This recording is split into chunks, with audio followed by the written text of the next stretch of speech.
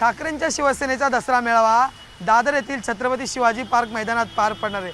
पण तत्पूर्वी चर्चा सुरू आहे की या दसरा मेळाव्यात राज ठाकरे सुद्धा एकाच मंचावर पाहायला मिळतील आणि त्याच पार्श्वभूमीवर दादर टीटी त्या ठिकाणी बॅनरबाजी जी आहे ती लालबाग परळ प्रतिष्ठानाकडून करण्यात आलेली आहे। खरं तर लालबाग परळ हे मराठी माणसांची वस्ती आणि मराठी माणसांचा बालेकिल्ला म्हणून लालबाग परळकडे पाहिलं जात आणि त्याच लालबाग परळ प्रतिष्ठानकडून जो आहे तो मुंबई आपली आहे आपली आणि इथे आवाजही आपलाच हवा अशा आशयाचे बॅनर आहेत। पण हे बॅनर एवढे बोलके आहेत कारण की जी चर्चा महाराष्ट्राच्या मुंबईच्या राजकारणात दसरा मेळाव्यावर सुरू आहे ती म्हणजे की दोन्ही ठाकरे बंधू एकाच मंचावर पाहायला मिळणार का आणि त्या प्रश्नाचं उत्तर देण्याचे कार्यकर्त्यांकडून प्रयत्न जे आहेत ते सुरू झालेले आहेत। एकीकडे उद्धव ठाकरे आदित्य ठाकरे आपल्याला पाहायला मिळतात आहेत तर दुसऱ्या बाजूला राज ठाकरे आणि अमित ठाकरे यांचे सुद्धा फोटो आपल्याला एकाच बॅनरवर पाहायला मिळतात। त्यासोबतच ठाकरेंच्या शिवसेनेचे खासदार संजय राऊत आणि अरविंद सावंत यांच्या बाजूला थेट मनसे नेते बाळा नांदगावकर यांचे सुद्धा फोटो पाहायला मिळतात। त्यामुळे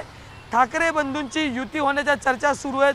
त्या चर्चेत आता नवी चर्चा आहे ती म्हणजे की ठाकरे बंधू दसरा मेळाव्याला पुन्हा एकदा एकाच मंचावर पाहायला मिळणार आणि त्यापूर्वी ही बॅनरबाजी जी आहे आता कार्यकर्त्यांकडून करण्यात आलेली आहे। त्यामुळे विशेष बाब म्हणजे की लालबाग परळ हे मराठी माणसाचा बालेकिल्ला पाहिला जातो आणि त्या लालबाग परळ प्रतिष्ठानकडून ही बॅनरबाजी आणि या बॅनरवर ठाकरे बंधूंचे एकत्र फोटो जे आहेत ते पाहायला मिळतात। त्यामुळे यंदाच्या दसरा मेळाव्यात ठाकरे बंधू पुन्हा एकदा एकाच मंचावर पाहायला मिळणार का हे पाहणं तितकंच औत्सुक्याचं ठरणार आहे। व्हिडिओ जर्नलिस्ट विनय राजवरसह मी अजय माने, एबीपी माझा मुंबई। एबीपी माझा, उघडा डोळे बघा नीट।